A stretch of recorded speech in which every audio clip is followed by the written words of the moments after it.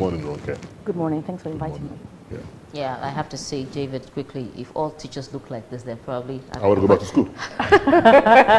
Yeah. Thank you. I'd rather pick a profession as a teacher, you know what I'm saying?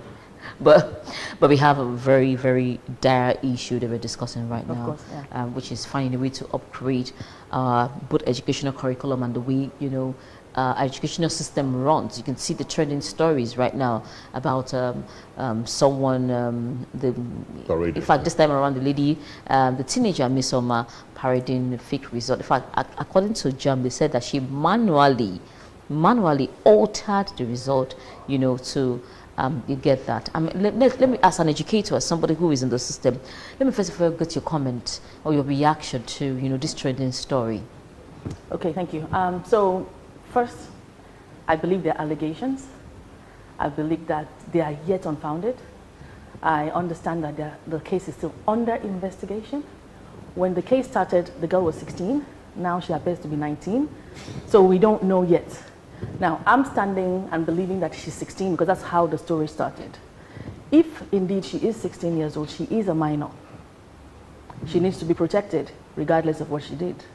So that video of her... Regardless of the allegation? Yes, she needs to be protected as a minor because this case hasn't gone to court. These are still allegations. She has not been caught doing anything, or has she? So she is innocent until proven guilty.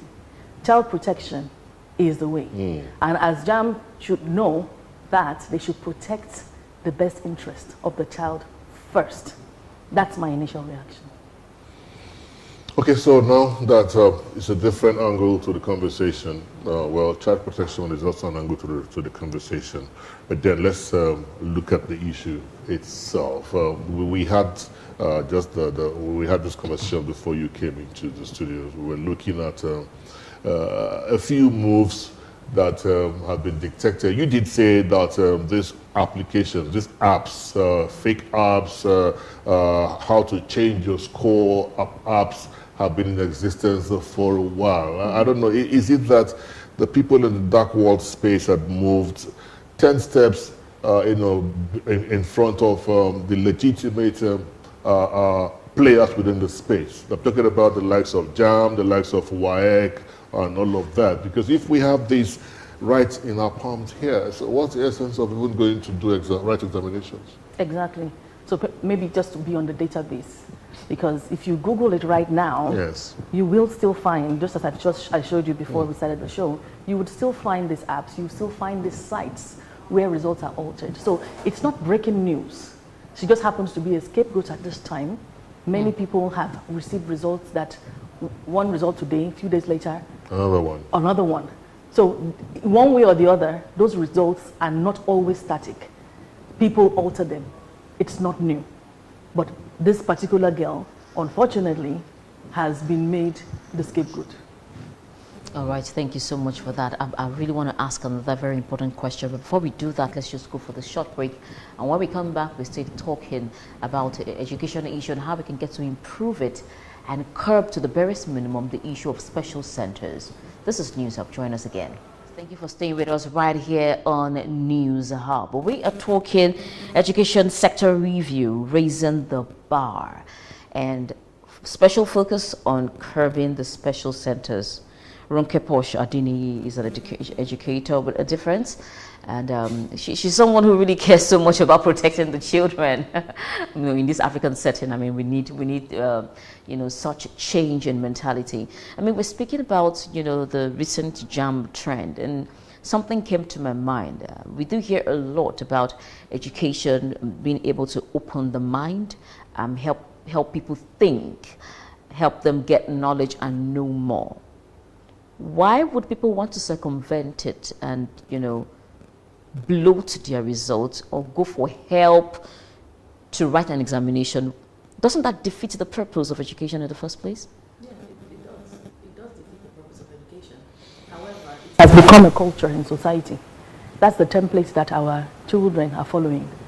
They see that people follow the short route. I mean, you want to get a passport these days, how many people do queue up? Everybody knows one person that will help you. You're on the road, you get caught by the officials, some way or the other you get away with it. You know, these things are there. So the children are simply following the template. It's a reflection of the society. It's a reflection of a decaying society. They are doing what they found. We've heard of many politicians doing one thing or the other. We've heard of leaders doing one thing or the other. What are the consequences of those actions? They don't have consequences, so why should the youth believe that they're going to have any consequences? So if, whether the girl did it or not, it's what she learned from the masters. Whatever she did or did not do, she found in society. So specifically for the education sector, just give me a minute, David. Who should be held responsible this time around? The government or the teacher who looks the other way, or the parents who actually help those kids? You know, how do we get to begin to solve this issue of special centers? We need to start in our homes. Values. What are the values of our nation? What are the values of our families? That's where we need to start from. We need to begin with our families. Everybody wants a shortcut. Okay, now I understand that, you know, they say, now who them catch be thief. Yeah. But the thing is, that phrase has been on for like forever though. Forever now. Yeah. But they've caught many people. Were they thieves? What were the consequences of those actions? Now, if you want to drive change, we don't make people a scapegoat. We begin to create awareness and tell people that there will be consequences. This is going to happen. Let people know. Because right now, they believe that they can get away with anything. Make them aware that there will be consequences, and then you implement. That's what we need to do. Not just pick up a minor and then slam some kind of consequence or bar her from sitting an exam for the next 4 years. You know, we would not want to situate this conversation or primarily use that situation as, you know, the benchmark for this conversation. Let's look at the education sector a lot more holistically and with greater focus on the special center. When I was growing up, I mean, we didn't have things like special centers where it is believed that if you go to a particular center to do an examination, it is automatic excellence. You even see posters somewhere. You say you want 7 A's in your WAEC, come to these centers. You want 300 in your JAM, come to these centers. They advertise it. Sure. People see it. What brought about that? Is it a failure of a system or a lack of structure? What would you say was responsible for that? Yes, it is a systemic failure. And a lot of these educators also just want to profit. So they want to profit over the actual work that they're supposed to do, which is to help the child open their minds and make them better citizens. They put the money and the profits above all else, sadly. You know, Mercy, 1 second. Let's trace back how this could start. I want to run a special center, and then I can't do it by myself. I need to liaise, or I should have personnel within the education, the bodies that organize the examinations that would work with me, because what the centers do is that they feed the children with maybe questions before the exams, or read the results, or read out the results. Either give them the answers right there. So where did this failure begin from? Is it did the rot start from the examiners themselves? Because something tells me there is a huge connivance, because examination papers are not released 1 month before exam dates. Sometimes, like WAEC, or we call it WASC, WASSCE, you know, back then. And then these papers are opened, the bunches are even torn open right in front of the examination. But then, that means someone has access to those papers before the examination. So, could we also say that the examiners are also culpable in this conversation? I mean, we can say that, because it's not a miracle that the answers will just appear. Just come, yeah. So I left Nigeria when I was 16, so most of my tertiary education wasn't done here. Yeah. However, I had to do a paper, and I had to go to a school to do a program at some point. And that was when I personally saw it. That people come into the classroom and they will dictate the answers to you. So whether you've studied or not, I mean, if they're reading the answers, I mean, you will hear it anyway. So these things are there. They are happening. So Definitely the bodies will know, definitely the institutions will know, and there are even parents that would pay because they actually want their children to be one step ahead. So I'm glad you spoke about, getting some exposure and getting educated outside. Let's do a bit of a comparison between what exists here in Nigeria when it comes to educating children, either from the government, primary or secondary or tertiary institutions, or privately owned ones versus what is obtainable, in Teencrime, where most of parents send their kids to go learn. Their structure, their values, their consequences in Teencrime. That's not to say that there's no malpractice of any form. However, at least from 16 till 22 plus, I did my A-levels, I did my university, I did my master's program. I did not smell malpractice. I didn't even know that those sort of things were possible in the classroom, not without projects or anything. However, just one exam here, I saw what my eyes had never seen. I had significant respect for teachers with the PGD, postgraduate diploma in education, and those were the kind of teachers I was looking for. But when I went to that center, I realized that no, these are not the people I'm looking for, because they will come all dressed beautiful like you, but then once they get into that classroom and things that you saw happening, it was just shocking, really shocking. And now that mindset, those sort of people that are not driven, those sort of people that are corrupt in those ways, they get into the actual classroom, they do it, so why would it be difficult for them to help the pupils or the students in that class? To help the students. Because it's not a big deal, they did it. I mean, many years ago I talked about this thing, this malpractice, we've been talking about it for years, and people were like, who doesn't do it? And so those people that were students years back have ended up as our teachers today. And so it's difficult to stop what they had gone through or what they were part of some years back. So the big question now is, how do we begin to clean up this system? How do we begin this clean-up system? Because it is not taking us anywhere. You talked about the values you start from the home.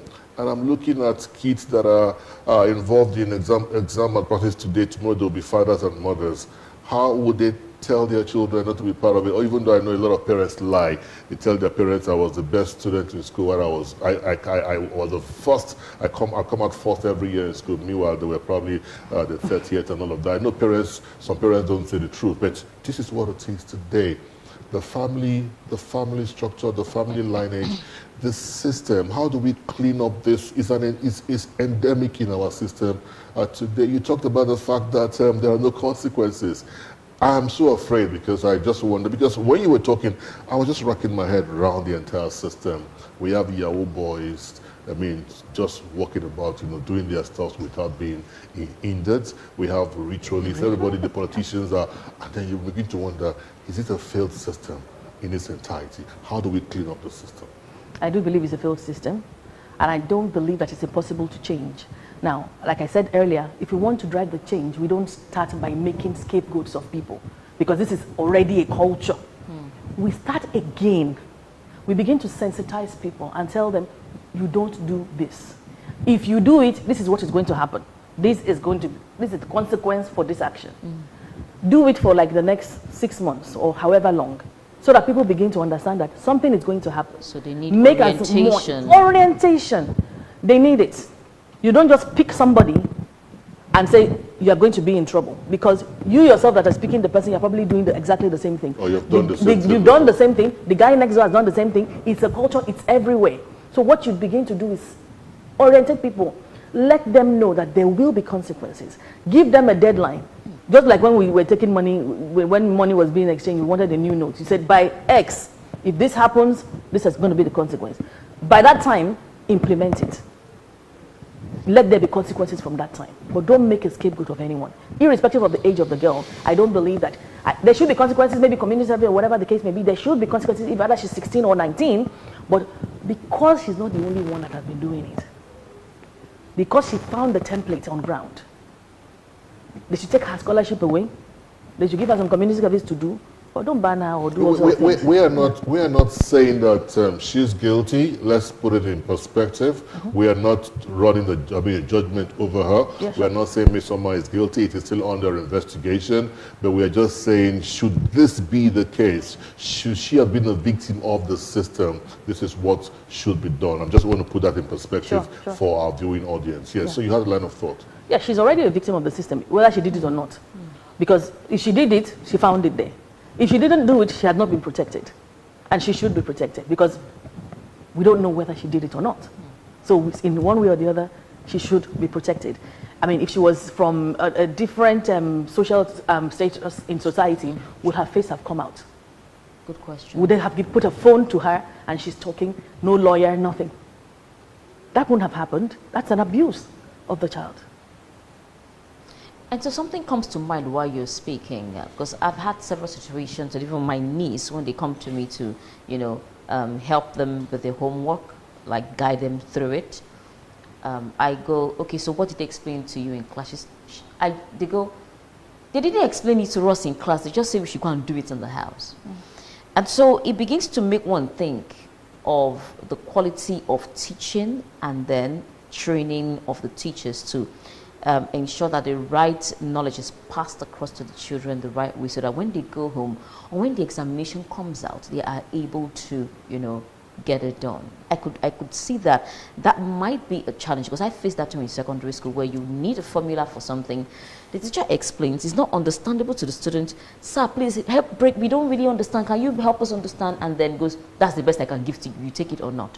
And so people going to the examination hall might not be able to replicate the explanations done in class.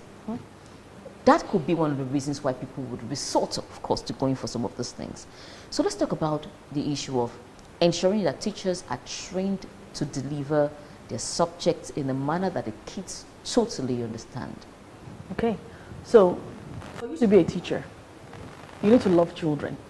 You need to want to teach. You need to love children, not do it because you don't have any other job. And it's not that they will give you education to study. You know, that happens a lot. So you wanted to be a doctor, you didn't work out, you didn't get the grades, then you are forced into education. You're angry, you're bitter, then you do it and you come into the classroom and face off with children. That's why people like me try to make it, we try to put it in the public that it is attractive to be an educator. We try to sell it to people that it is just as good or even better than being a healthcare professional. We try to make it good. Now, if you love the children, you'll go the extra mile. There's no way that the child will be suffering in your class in terms of learning. They don't understand it.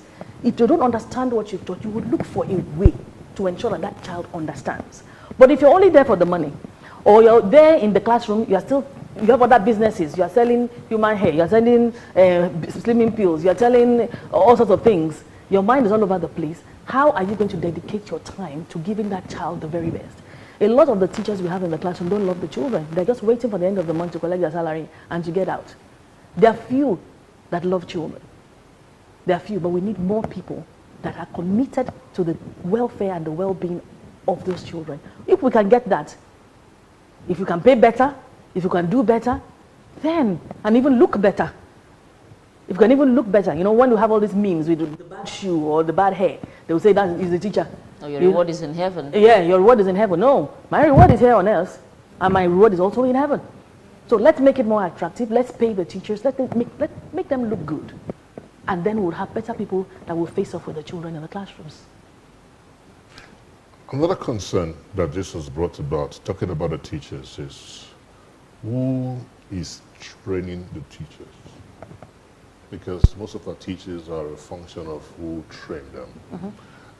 We're looking at a line of events over the years. You talked about people getting into education just because that was what was available to them for certain reasons. Maybe they didn't make the jump score, or they got rejected in their first choice of career or choice of course, and then they were advised education is available, you want to go in there. But even at that, within the university, the College of Education's strata, what caliber of teachers do we even have? Lecturers do we have that are trying to impact the students that would be lecturers, that are lecturers today or teachers today? That's a good question. And to answer that, I would say that we can't pour out of an empty cup. You know what? Tomorrow, these teachers that we are saying encourages corruption and all of this will probably end up in one of the universities and become a lecturer and also be teaching some teachers to be tomorrow. Yeah. So you're going to see that it's going to be like, it's going to keep building over the years. So how do we deal with this? Yeah, same way, same thing I said earlier. Sensitize people, do some kind of orientation, and give them a deadline, and there should be consequences from a certain time. Once you make one or two people, you get one or two people, and there are consequences for their actions, then people will begin to fear the system. But right now, nothing happens. So really, what's stopping anyone from doing it? Is computer-based questions a problem? Meaning where you have options to pick from A, B, C, D, E. CBT exams. Yes, is this something that should be stopped so kids get questions on project basis where you need to think before you write your answers? What do you think? I mean, there's a place for computer-based assessments. There's a place for problem-solving skills, critical thinking skills. There's a place for all these things. I mean, I personally have my reservations about even the JAMB itself, about the way where we assess children in the 21st century. Please let us know your reservations. It's important that we say this. I think it's quite robotic. I think it's not a true measure of the strength of a child. I think there should be alternative ways of assessing children. And doing well and passing an exam is very state dependent. So for example, if a child is coming to do an exam and has a clash with mom, and mom gives you a dirty slap in the morning, or you are hungry that morning, or you're sick that morning, whatever your state is, if it's a disempowering state, when you come into the classroom, you may not perform as good. Whereas you can sit that same paper 2 days later and do excellently well. So personally, I don't believe that it's a true measure of someone's ability, but it is what it is. So we have to conform with it for now. How do we alter that? Because conforming is not the way to go right now. How do we change all of that? What are we asking JAM to begin to look at if we must get a true picture of our children's capabilities and abilities? So we have to engage the stakeholders and begin to suggest other alternatives to assessing these children. It might be more rigorous, it might be more demanding, because right now, everybody does the same thing, it's good. But think about it, children learn in different ways. Some are visual, some are auditory, some are kinesthetic. They do learn in various ways. So every child sitting in front of this paper and system or whatever it is that they're doing might not be that child's way of learning, of delivering, of making the most of that situation. Can we begin to find alternatives for these children so that they can do well? Speaking of alternatives, must everybody go through the university? No, there are vocational courses. There are other things that children can do, especially now in the 21st century. Think about things that we are doing now, social media management, digital marketing. There's so many things with artificial intelligence. There's so many courses that you can do online and still be successful without having a degree. So having a degree is a traditional way of learning, and that's why many people want to kill themselves over it. Now think about it. I was a BSc biochemistry student. I started, in fact, with medical school. Then I went to do the MBA. But what am I doing now? I'm teaching. So really, yes, there's learning, experiential learning. However, if I had gone straight to teaching immediately, my life would probably be significantly, I've gone ahead. Many people have done one degree and are not following up with it today. So let's allow our children to embrace it. Let's not shoot. If you say you don't have a degree, in many gatherings, you look like a failure. Like, how can you not have a degree? But really, you might have something that is just as powerful or even more powerful than a degree. And there are people that are doing significant things. Think about people in the media, people that are doing other things and don't have a degree. They're not less human. When we stop delivering that message unconsciously, then our children will be empowered to choose other routes to their learning. Fantastic. Now, since we are hammering on technology to ensure that Nigerian students are able to stand toe to toe with their counterparts in other nations, there's a question that came in from one of our viewers here that said, since there are computer-based tests, why do they have to wait for X number of weeks before the result comes out? I mean, why isn't it instant? I know you might say that's a jam, that's the answer for jam. Exactly, you already got the answer. No, but as an educator, you run an academy, you know, you have your examination, you know, systems and structures in place. Remember, you mentioned the other time, which I even think you need to help us buttress. What obtains in other places like this, where these computer-based tests are written? If you do a computer-based test online, in many, even in La Poche School, where we are, with our few number of children, when you do that CBT, they do tests on Friday, continuous assessments. Sometimes it's CBT, sometimes it's paper-based, sometimes whatever it is. As soon as they finish clicking, it comes up. It comes up immediately. If you have 10 questions, but if you had 7 over 10, you see it immediately that you had 7 over 10. We don't wait. So why are we waiting? It's a good question. So I'm going to be throwing that question probably back to you. No, you would throw it back to us. We are the one that asked the questions here. But then, I mean, that had brought about some concerns. I mean, I've asked that same question a few times on this platform. I mean, I did some exams back in those days. I don't want to mention brands here. Just shortly after I left the university, and you just see your score, and then you know that you have to retake or pay more money for come back and write the exam and all of that. Why do we have the extension? Are you suggesting that there is a foul play somewhere? That is why the results are not coming out on the spot, or it opens up a space for manipulations? Is that what you say? So I don't want to accuse anybody of anything. We have not mentioned names. Yeah. So not even the names. I'm not even going to the names. I just don't want to make any accusations. Yeah. But it gives room for foul play. If everybody can do their test and see immediately that this is what they scored, then we would have less of these issues. But then when there is a timeline of however long, then there's room for manipulation. There is room for manipulation. So if we don't want to be accused of anything, let's be as transparent as possible. That's what I would suggest to any organization or any school, any institution that is doing any computer-based test. It is possible to get the answers immediately. Let everybody see it. Because the whole essence of the CBT is to foster transparency. Yeah. I mean, that is what we thought. So if we say we haven't gotten it right yet, let's go back to the manual. Which do you think would be better right now? Where we are or where we're coming from? I mean, where we are it's not a bad place to be. There's always room for improvement. So yeah, let's just improve on what it is that our process is right now. Let's see how we can make it better. Let's be intentional about it. Absolutely. Well, speaking of improvement, I mean, I know you're an educator and you have models which you use in, certain standards for yourself. But let's bring that to Nigerians and tell us where you think, or which of the countries you think had an education system that wasn't really working well. They did something and changed it and it became better, that you think Nigeria should be able to adopt, hopefully, and adapt to turn things around, especially with the part where you mentioned kids don't all learn the same way. Just break that down for our viewers to really understand. I mean, I think we should model where we think things are working. We should make case studies and we should check and say, oh, this is working. What are they doing right? So what are they doing right in Finland? Why are they always amongst the best, even more than the United States? So let's look at a model like that. What are they doing? Say, for example, in Finland, they don't have homework.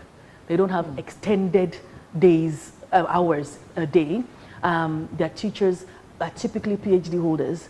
They are paid just as much or even more than doctors in there. And yet the children we are doing homework. Our children, they will tell us Easter they have to sleep in school, they have to do extra lesson, they will, it's so laborious, it's a lot. My daughter finished recently from a school in Nigeria, and towards the end, I could see exhaustion. It was a lot. It was a lot. And her school is even, at that point, her school is even tender when it comes to the rigor. There are schools that are significantly, even primary 6 children, they make them sweat. Do we need that? I'm not against grit, and I'm not against rigor. But sometimes it's excessive, and you wonder, what is the actual benefit of this? Do we need to go that way? The other countries that are doing well, is that their approach to learning for their children? When was the last time you heard about a Nigerian child that innovated something grand? When was the last time? Yet we are doing so much work. A typical Nigerian child has lesson teacher too. When they finish in school, they will still go home and do. Whereas some of these countries, once they finish at 2, at 1 o'clock, that's it, it's extracurricular activity, that one, and they are the innovators, and are the writers, they're the ones that you're breaking news all the time. So insanity is, doing the same thing and not expecting a different result. If we're doing all this rigor and we're not getting what we want in a significant way, then perhaps we should begin to rethink the things that we are doing. I'm a lot more, I'm just thinking, I was going to ask you, do you know what Sparogera is? Yeah. Yeah, that green. You learned it in school. Yeah, I did. Of what use is it to you right now? and the amoeba you learned in biology. No, I'm just giving credence to your line of argument right now. Yeah. Because it's important we begin to tailor education to suit individual expectations and needs. Yeah. We learned a lot of things back in school then that are useless to us right now. If we had used that time that we spent learning those things to learn specifics that would have aided our line of career, just maybe would have been better people today. Okay, when you ask what Sparogera is, it's good to have exposure. A child might see that Sparogera and that will be the interest in the sciences. So it's good to have that exposure. So I'm not going to shoot everything that we learned. Yeah, of course. But I'm also going to say that as the children grow up, yeah, we should begin to tailor and customize the learning. Same way you would have a Facebook account and customize it the way you want it, or an Instagram account, and we need to begin to customize the learning for the children. And then what is it that we are teaching? Why do some children still work with typewriters in 2022, 2023? Yes. Why is that happening? Should it be in history?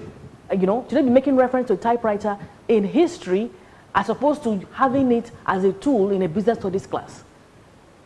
Is there any significance of shorthand right now? We should look at the things that the contents as the children are growing up. What is the relevance of some of the things that we're delivering to the children? Now, revamp it, absorb new learning, new discoveries, customize it to every child. They don't have to all, it's like if you don't do this English, if you don't do math, you don't do this, it's got to be that. No. Let them pick and choose. Just like I said, you can choose on your page what you want. And then you can still make sense of it. You can still have a beautiful life and a beautiful career based on your choices. And what are your thoughts about leveraging on the digital age to model the child in the right direction rather than, open them up for abuse? Yes, anything that is not managed is subject to abuse. So we must manage it. We must manage the exposure. I mean, we have primary schools these days that they are woke, in Nigeria. Everything, I always know it's too much. You find that children are no longer writing with paper and pen. What happens to the motor skills? What happens to muscular discrimination, the connection to the brain? You just want to be woke and say, in our school, we only use computers. No! At a tender age, those children, there's a reason why they should know how. I'm not about handwriting and how beautiful the handwriting is or using the Nelson handwriting. No, but you'll be able to make notes because when you do it, you reinforce the learning. But you find schools that say, oh, computer. So we are abusing it. The foundations, the early years, let those children learn some generic traditional things. And then as they go up, you continue to build on it. There's no overexposure. You make sure that there's security in the things that they are doing, because a lot of them now, they've gotten into trouble by virtue of exploration and abuse and lack of management of their exposure on the internet. Fantastic conversation we are having around the education sector, very key. But I think a major takeaway in this conversation today is the need for us to visit the fundamentals of education, the foundations rather of our education system, which seems to be in a very bad state right now, because we seem to be building on nothing. Try to build legality on illegality, it won't stand. So we must begin to restructure the sector. We must begin to correct all the anomalies that the sector had thrown at us today if we must get it right for the future. The future, right now, some would say they can't even tell if our future is bright. It looks very bleak because of what we could see playing out at the moment. Funding within the education sector is one we have not talked about. how well do you think government had done or should be doing in terms of, because most of the things we're talking about today, it boils down to funding to a very large extent, not in totality. Let's look at government's funding of the sector. Is government intentional about getting the best of the education sector? I think there's some sectors that are, some states that are doing better than others. So, say for example, Lagos State, they are doing what they can. However, more work needs to be done. If you begin to look outside of the Lagos and Abujas, then you find the classrooms that are leaking, you find the classrooms that have no chairs, you find the schools that they don't have running water, you find the schools that, you know, the other day there was a child that fell in a septic tank and lost her life. You hear all these horrible things. They shouldn't be happening. There should be funding. Funding would also allow for us to have better quality of teachers. It will be more, if the teachers are paid well, it will attract more people into the sector as well. So we must ensure that there's funding going in, and then we have to check the corruption. A couple of years ago, I heard that there was a state that was given, and this was not the money that we're talking about here, I think 100 million or something like that to get 100 computers. And this was then, you know, and I'm thinking, hello, as at that time, maybe computers were like maybe 90K or something like that. So you begin to think, what is going on right here? So we have to ensure that our schools are so robust, so well equipped, and we have people that know what they're doing, managing the classroom. Then the population sometimes, because even if a teacher wants to do a good job, when you enter the classroom and you find 150 children in the classroom, where do you even begin? How do you attend to every child? One individual, the ratio of 1 to 150 children, it's near impossible. Perfect place to put a pause on this conversation. Ronke Poshadeni, thank you so much for joining us once again and giving us a candid perspective on how to raise the bar when it comes to education in Nigeria.